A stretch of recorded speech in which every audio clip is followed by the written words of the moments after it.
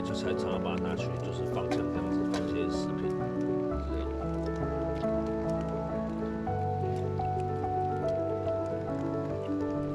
在阵地。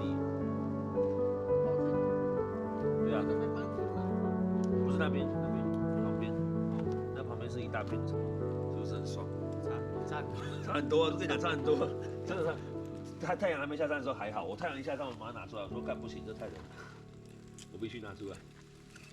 来，你坐。在帐篷里面，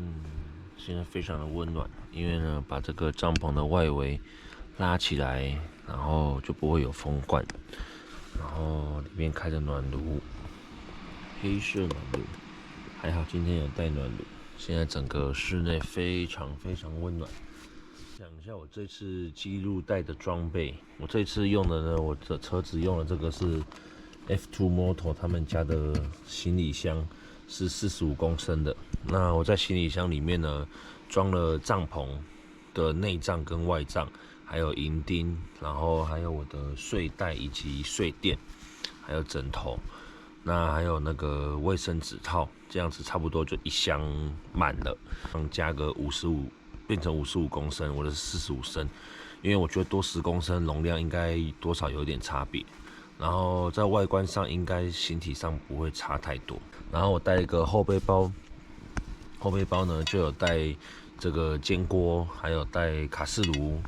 我用的是这个 Soto 的这个瓦斯罐上的这种小型的那个瓦斯炉，然后一张小桌子，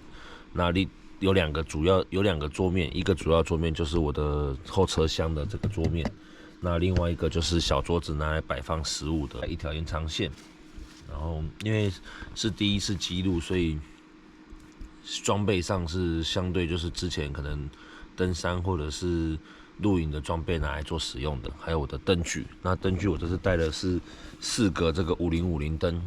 还有他们的脚架。这个是我在日本发现一个还蛮棒的厂牌，然后他们有出1代跟2代的灯，那我这个是1代的灯，它小小一支，它的亮度其实很足够。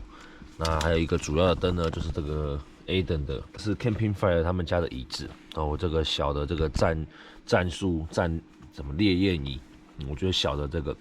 还不错。那椅子没办法塞进箱子跟包包里面，就只能把它外挂在行李箱上，然后用一个网状的固定绳把它固定住，这样。